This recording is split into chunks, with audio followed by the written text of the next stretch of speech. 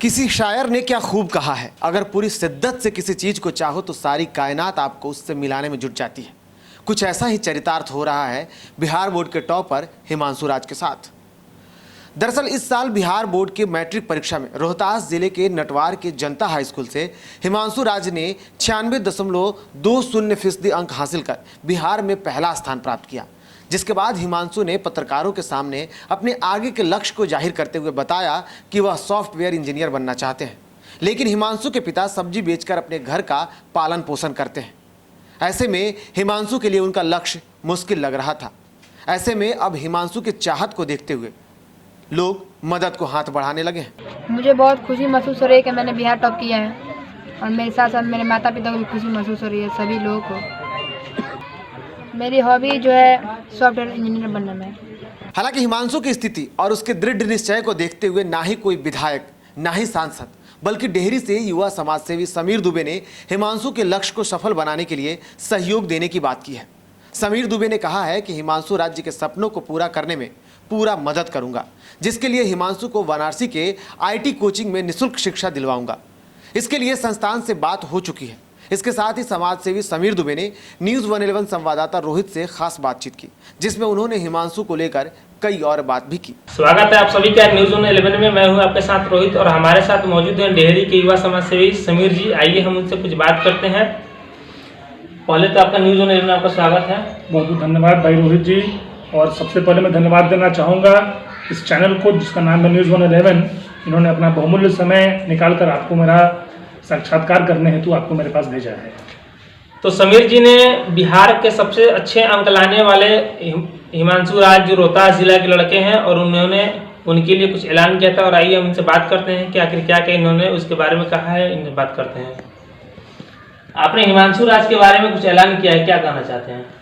सबसे पहले तो मैं बिहार विद्यालय परीक्षा समिति द्वारा आयोजित बिहार बोर्ड मैट्रिक की परीक्षा में टॉप किए अपने रोहतास जिले के हिमांशु राज को शुभकामनाएं देता हूं।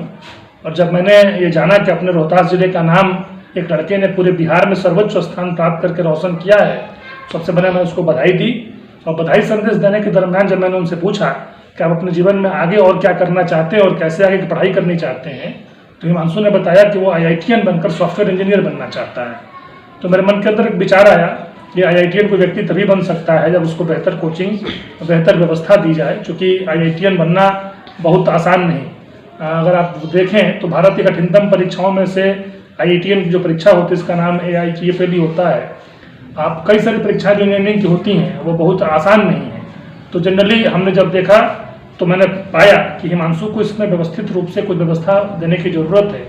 तब मैंने उसको निःशुल्क शिक्षा प्रदान कराने के लिए वाराणसी के L1 कोचिंग इंस्टीट्यूट से बात करके और वहाँ के डायरेक्टर श्री अरुण तिवारी जी से अप्रूवल लेकर बाकायदा अरुण तिवारी की मैंने उनसे बात भी कराई और हिमांशु राज को निःशुल्क तैयारी कराने के लिए JEE मेंस एंड एडवांस का, जिसको IIT की भी तैयारी आप कह सकते हैं, क्योंकि Indian institute of technology college का नाम होता है। जनरली वो तैयारी जो होती है वो इंजीनियरिंग की प्रवेश परीक्षाओं की तैयारी होती है। तो मैंने उस परीक्षा की तैयारी कराने को लेकर हिमांशु राज को आश्वस्त किया और मैंने वादा किया है कि अगर वो वाराणसी से तैयारी करना चाहते हैं तो निःशुल्क रूप से पूरे 2 साल तक कोई उनकी फीस नहीं दी जाएगी और एक बनारस के प्रतिष्ठित कोचिंग संस्थान से उनका तैयारी भरपूर कराकर उनके सपनों को साकार किया जाएगा। लेकिन यह जो काम था यहाँ के सांसद और यहाँ के जनप्रतिनिधि को करना चाहिए था, लेकिन आपने ऐसा क्यों किया? देखिए, ऐसे बहुत सारे कार्य होते हैं क्षेत्र में जो कि वाकई रूप से जनप्रतिनिधियों को करना चाहिए, सांसद विधायकों को करना चाहिए। लेकिन मेरा ऐसा मानना है कि किसी भी कार्य को करने के लिए किसी पद की ज़रूरत नहीं होती है। जिनके इरादे बुलंद होते हैं वो बिना पद भी बहुत ज़बरदस्त होते हैं। और मैं शुरू से ही नेक कार्य करता आया हूँ। डेहरी विधानसभा क्षेत्र के साथ साथ अन्य कई जगहों में मैंने बहुत सारे ऐसे कार्य किए हैं। मेरा मकसद सामाजिक जीवन में बेहतर कार्य करना ही है। तो जब मैंने ऐसा पाया तो मैं ये नहीं देखता कौन सा काम किसको करना चाहिए था, मुझे क्या करना चाहिए और मैं क्या कर सकता हूँ, मैं उस पर विचार करता हूँ और मैं वही किया करता हूँ जिसका रिजल्ट आपके सामने है। तो समीर जी, सबसे पहले आप जो बात मुझे बहुत अच्छा लगा। और लेकिन जो बच्चे असफल हो गए हैं इस बार, उन बच्चों के लिए आप क्या संदेश देना चाहते हैं?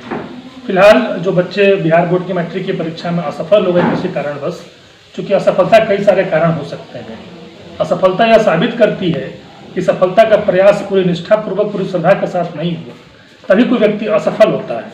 अगर कोई विद्यार्थी असफल हुआ है तो बिल्कुल निराश होने की जरूरत नहीं है। ऐसा नहीं कि मैट्रिक की परीक्षा 5 वर्षों पे 10 वर्षों पे एक बार होती है, बिल्कुल ऐसा नहीं है। आप सभी जानते हैं, हम सभी जानते हैं, ये परीक्षा हर वर्ष आयोजित की जाती है। अगले वर्ष भरपूर तैयारी करके, ज़्यादा मेहनत करके इस बार से आप अपने सपनों को साकार कर सकते हैं। और निश्चित रूप से हतोत्साहित ना होते हुए, चूँकि समय काफ़ी गुजर गया है, अब निराशा करने से आगामी आने वाली परीक्षा में भी नुकसान हो सकता है। तो बिना किसी देरी के आप आने वाली बिहार बोर्ड की मैट्रिक परीक्षा 2020-21 में जो आयोजित होने वाली है उसकी तैयारी में लग जाएं और निश्चित रूप से इस बार जो कसर रह गई है उसको पूरा करते हुए आप अपने सपनों को साकार कर सकते हैं। तो हमारे साथ मौजूद हैं समीर जी, और इन्होंने बच्चों के लिए काफ़ी अच्छा संदेश दिया और ये संदेश बच्चों के लिए काफ़ी महत्वपूर्ण है। धन्यवाद। बिहार और झारखंड की तमाम खबरों के लिए हमारे YouTube चैनल को सब्सक्राइब करें और बेल आइकन दबाना ना भूलें।